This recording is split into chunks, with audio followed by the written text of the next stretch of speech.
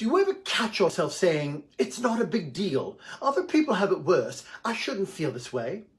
That's not you being reasonable. That's called emotional suppression. And that is called a survival response that you learned a long time ago. I'm Dylan Moore, author, cognitive behavior specialist, and advocate for women's emotional healing. Let's talk about this. Let's talk about why you keep minimizing your own feelings and how to start honoring them instead. Now let's recognize this pattern, the pattern of you pushing down your emotions. If you were taught to push down your emotions, it may be because your feelings were dismissed as dramatic or too much. You learned that expressing pain would be labeled instead of supported. Maybe you were expected to be the strong one, always holding it together. Showing emotions felt like a weakness you really couldn't afford. You learned that expressing emotions made others uncomfortable, so you kept quiet to keep the peace. Maybe you were praised for being low maintenance and not having needs, and approval came at the cost of self-neglect. Maybe you feared being a burden, so you stayed silent, and somewhere along the way you decided your feelings mattered less than everyone else. But here's the truth. Your emotions are real, they are valid, and they deserve space.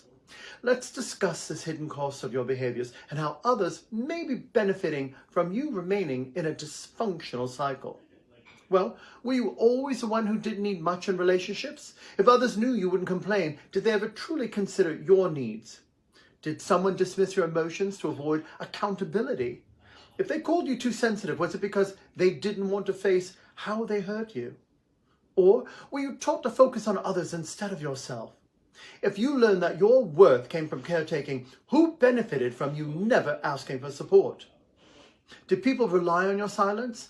If minimizing your emotions made their life easier, was it ever fair to you? Well, here's the truth. If you were trained to silence your emotions, someone else got to avoid facing them. But your feelings are just as important as everyone else. Now, how do we stop minimizing your feelings and start honoring them? 1, recognize when you're dismissing yourself. Catch those phrases, I'm overreacting, it's fine. Pause. Give your feelings a voice.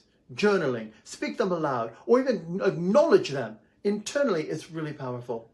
Acknowledge yourself to feel without justifying it. You don't need permission to have emotions. They just are. Now remind yourself, you matter. Your experiences, your emotions, and your healing all deserve attention. Minimizing your pain doesn't make it go away. It just makes it harder to heal.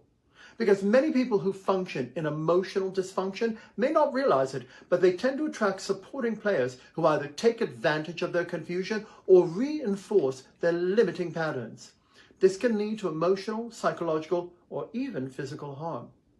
Understanding how you process your past or you avoid it is the difference between you being the victim or the victor.